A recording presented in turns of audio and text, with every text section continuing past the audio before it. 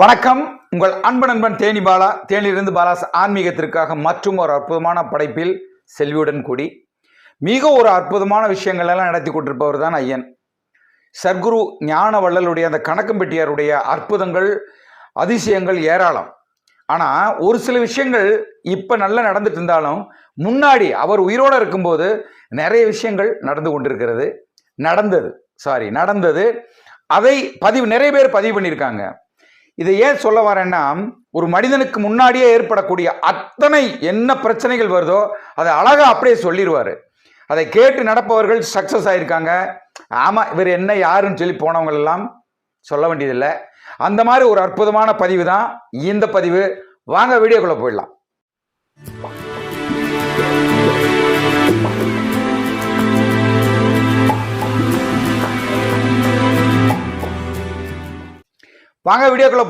வீடியோக்குள்ளே போகிறதுக்கு முன்னாடி ஒரு அற்புதமான செய்தி உங்களுக்கு நான் சொல்லணும்.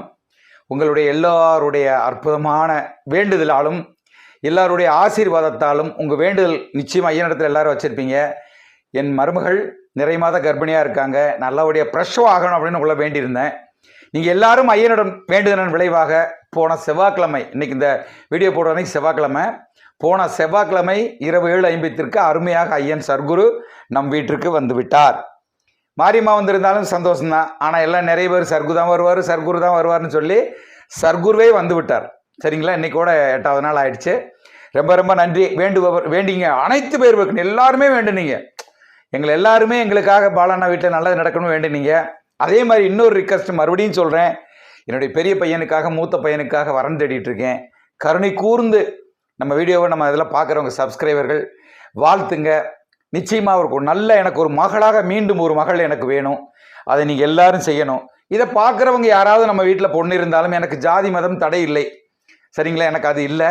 நல்ல பெண்களாக கொஞ்சம் படித்த பிள்ளைங்களாக கம்ப்யூட்டர் ஆப்ரேட் பண்ணுற மாதிரி நம்ம சேனலை ஆப்ரேட் பண்ணி கொண்ட போகிற மாதிரி இருந்தால் நன்றி. வாங்க, இன்றைக்கி ஒரு விஷயத்தில் அருமையான ஒரு இது. என் நண்பர் ஒருத்தர் பேசிகிட்டு இருக்கும்போது, பழையவர் ஒருத்தர் ஐயன் கூட இருந்தவர், அவர் நிறைய விஷயங்களை வீடியோக்களை பதிவிட்டிருக்காரு. அவரும் சொல்லியிருக்காரு. அவர் நிறைய விஷயங்களை என்னிடத்தில் பகிர்ந்திருக்காரு. எனக்கு எல்லா விஷயங்களும் ஞாபகம் இருந்தாலும் முக்கியமான ஒரு விஷயம் எனக்கு ஞாபகம் மனசுக்குள்ள அப்படியே தேங்கி பசுமரத்தாணி போல நின்ன விஷயம். ஒரு விஷயம் எப்படின்னா, ஐயன் இன்னைக்கு நம்ம ஜீவசமயா இருக்கார் இல்லைங்களா, மோகன் தோட்டத்தில் அந்த பால்கார் பாதையில் இப்போ இருக்கிற அந்த விரியன் மரத்து பக்கத்தில் அந்த இதில் போட்டு உட்கார்ந்துருக்கார். வெளியூர்ல இருந்து ஒரு 4-5 நபர் காரில் வந்து ஐயனை பார்க்க வராங்க. அந்த 4-5 நபரில் ஒருத்தர் மட்டும்தான் ஐயன் மேலே மிகப்பெரிய நம்பிக்கை வைச்சவர். அவர்களெல்லாம் அப்படியே போயிட்டு பழனிக்கு போயிட்டு வரலாம், பழனி பக்கம் போய் வரலாம், அப்படியே கூட போயிட்டு வரலான்னு வந்த மக்கள். சரிங்களா? இவரை பற்றி அருமை ஒருவருக்கு மட்டுமே தெரியும். நான் இதை தான் சொல்கிறேன். வருபவர்களுக்கு அவருக்கு என்னென்ன பிரச்சனைகள் இருக்கு, எப்படி செய்யணும்னு பாதுகாத்து நின்ற அரண் தான் சர்க்குரு ஞான வள்ளல் கணக்கன்பெட்டியார். இன்னைக்கும் சரி என்னைக்கும் சரி இந்த நிமிடம் வரைக்கும் அவரை நம்பி சரணாகதியான அத்துணை மனிதர்களுக்கும் மிக அற்புதமான விஷயங்களை நான் உட்பட செய்து கொண்டுகிட்டு தான் இருக்கார். என் குடும்பத்தில் செய்து கொண்டிருக்கிறார். அதே மாதிரி பார்த்தீங்கன்னா, வெளி உலக மக்கள், வெளியிருந்து வர்றவங்க யாரெல்லாம் அவரை நம்பி நீதி நியாயம் தர்மம் சொன்ன அந்த 3 கோட்பாடுகளை கடைபிடித்து யாரெல்லாம் வர்றாங்களோ அவங்க இன்னைக்கு வரைக்கும் உயர்வு தான். நல்ல பொசிஷன்ல இருக்காங்க. படித்தவங்களாகட்டும் படிக்காதவங்களாகட்டும் ஐயனை குழந்தைத்தனமாக அவர் காலில் விழுந்து, நான் உன் மகன், நான் உன் பிள்ளை, நான் உன் மகள் இப்படின்னு சொல்லி அவர் காலில் பாதங்களை சரணடைந்த மக்களுக்கெல்லாம் அற்புதமான ஒரு விஷயங்களை கொடுத்திருக்கார். இது வரைக்கும் இந்த நொடி வரைக்கும் நடந்துட்டு இருக்கு. நம்ம வீடியோவை பார்க்குற அத்தனை மக்களுக்கும் தெரியும் இவ்வளவு அற்புதங்கள் எப்படி நடந்துட்டு இருக்கு அப்படின்னு ப்ரூஃபோட சொல்லிட்டு இருக்கேன். இன்னைக்கு பார்த்தீங்கன்னா அவர் ஒரு 4-5 பேர் வந்திருக்காங்க. நான் சொன்ன மாதிரி ஒருத்தர் ரொம்ப ஐயன் மேலே பாசம் உள்ளவர். பழனிக்கு போயிட்டு ஐயனை பார்க்க வந்திருக்காரு. ஐயன் அங்கே இருந்திருக்காரு. ஐயன் வரும்போதே பார்த்துக்கிட்டாராம். வந்து கொஞ்ச நேரம் உட்காந்துருக்காங்க. இவருக்கு தெரியும் நல்லா உட்காந்து ஐயன் எப்போ சொல்லுவார் அப்போ போகலான்னு அவர் காத்துட்டு இருக்காரு. கூட வந்த மக்களுக்கு என்ன தெரியும், அடே எங்க அப்பா இந்த ஆளை போய் பார்க்கவா இவன் வந்துட்டு இப்படி உட்காந்துட்டு உயிரை வாங்கிட்டு இருக்கான், எப்படியே சொல்லி டேன்னு சொல்லி புர்றா அப்படின்னு சொல்லிட்டு கொஞ்ச நேரம் கழிச்சு இவர் போய் மெல்ல ஐயாட்ட கேட்டிருக்காரு, ஐயா நான் கிளம்பலாமா ஐயான்னு. உட்காந்து போவே அப்படின்னு இருக்காரு. சொல்றது தெரியுமில்ல, உட்காந்து போம்பார்ல. சரி போயிட்டு உட்காந்துட்டாரு. அட போற வேணா பேசாம இரு, போறேன்னு ஆடுவீங்க.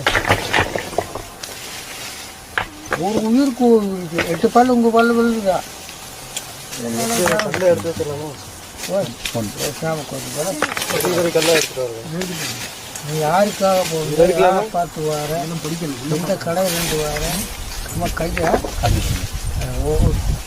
பேசாமல் உட்காந்து போ பேசாமல் உட்காரோம் போன வாங்கிட்டு வரப்போ பேசாமல் உட்கார்.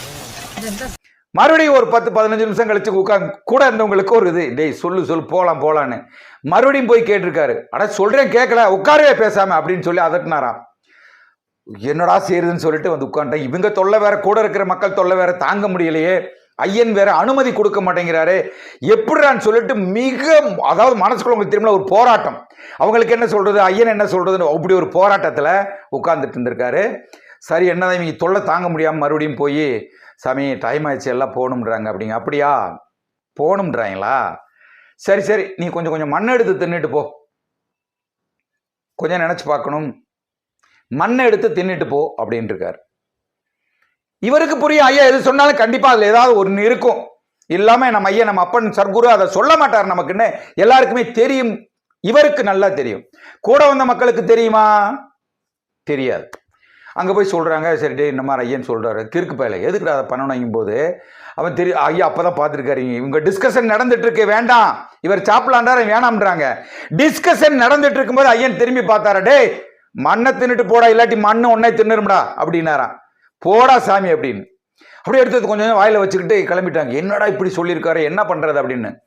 வண்டி ஒட்டச்சத்திரத்தை தாண்டி திருச்சியை நோக்கி போயிட்டு இருக்கு, வண்டி திண்டுக்கலை நோக்கி போயிட்டு இருக்கு. ஒரு இடத்தில் அதை தான் நல்லா யோசிக்கணும், ஐயன் ஏன் சொல்கிறார், ஐயன் நமக்காக என்ன சொல்கிறார் என்பதை காது கொடுத்து கேட்கணும். ஜீவ சமாதிக்கு போனா கச்சா பூச்சா மீன் மார்க்கெட் ஆக்காம அமைதியாக சித்த பெருமான்களை பார்க்க போகும்போது அமைதி எவ்வளவு அமைதி இருக்கோ அவ்வளவு அமைதியா உங்களை வந்து பக்கத்தில் வருவாரு. கஜபூஜன்னா ஒதுங்கி நிற்பாங்க.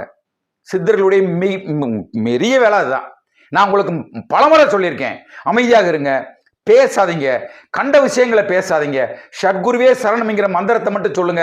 ஐயா உங்கள் பாதங்களில் சரணடைய வந்திருக்கிறேன், எனக்கு இந்த பிரச்சனை, என் குடும்பத்துக்கு இந்த பிரச்சனை, என் பிள்ளைகளுக்கு இந்த பிரச்சனை, கடன் பிரச்சனை, நோய் பிரச்சனை, அத்தனையும் சொல்லுங்க, அவர் பார்த்துக்குருவார் அமைதியாக. ஐயனோடு உறவாடுங்கள், பேசுங்கள். நான் தான் சொல்றேன், ஐயன் பேசுவாருங்க, தயவு செஞ்சு சொல்றேன், ஐயன் பேசுவார். ஐயனோட பேசுங்க, மனம் விட்டு சொல்லுங்க, அது நடக்கும். இதே மாதிரிதான் நடந்திருக்கு. வண்டி போயிட்டு இருக்கு, மிகப்பெரிய ஆக்சிடென்ட், கொஞ்ச நஞ்ச ஆக்சிடென்ட் இல்லை. எப்படி ஆக்சிடென்ட், அடிச்சதால அந்த வண்டியினுடைய கூரையை பிச்சுட்டு போய் இவங்க 4 பேர் 5 பேர் போய் விழுந்து வண்டி அப்பளமா நொறுங்கி போய் விழுகுது. ஆனால் இந்த போன மக்கள் யாருக்குமே ஒரு சிறு காயம் கூட இல்லை, ஒரு சொட்டு ரத்தம் இல்லை சாமி. எல்லார் வாயிலையும் மண்ணை போட்டு போனாங்க, ஞாபகம் இருக்குங்களா? சப்போஸ் அதை கேட்காம போயிருந்தா அந்த ஒருத்தர் மட்டும் தப்பிச்சிருப்பாரு, அந்த 4 பேரும் மிச்சிருந்த 4 பேரும் மண்ணுக்கிரையாகி இருப்பார்கள். எப்படி வார்த்தையை சொல்லியிருக்காரு பாருங்க, மண்ணை தின்னுட்டு போல மண்ணு ஒன்னை தின்னுரும். இதைத்தான் நான் உங்கள் அனைவரிடமும் சொல்லிக் கொண்டு இருக்கிறேன். சர்க்குரு என்ன நமக்கு வழிகாட்டுகிறார், என்ன சொல்கிறார் என்பதை கருணை கூர்ந்து பிடிச்சுக்குங்க, நூல் பிடிச்ச மாதிரி போவோம். இன்னைக்கு அந்த ஜீவ சமாதியில அந்த நீரியன் மரத்துல அப்படி உயிரோட்டமா இருந்து எல்லாருக்கும் அருள் பாலிச்சிருக்காருன்னா எவ்வளவு பெரிய விஷயம். எல்லா மக்களுக்கும் நடக்காம லட்ச மக்கள் அங்க போவாங்க. நான் யாருக்கான ப்ரொமோட்டரும் அல்ல, மறுபடியும் சொல்றேன், நிறைய பேருக்கு டவுட் இருக்கு. நான் யாருக்கான ப்ரொமோட்டர் அல்ல, ஒன்லி ஃபார் ஐயன். சர்க்குரு எனக்கு கொடுத்ததை மக்களுக்கு சொல்றேன், மக்கள் சொல்றதை உங்களுக்கு சொல்றேன் பொறுப்போட, அவ்வளவுதான். மற்றபடி எதுவும் இல்லை.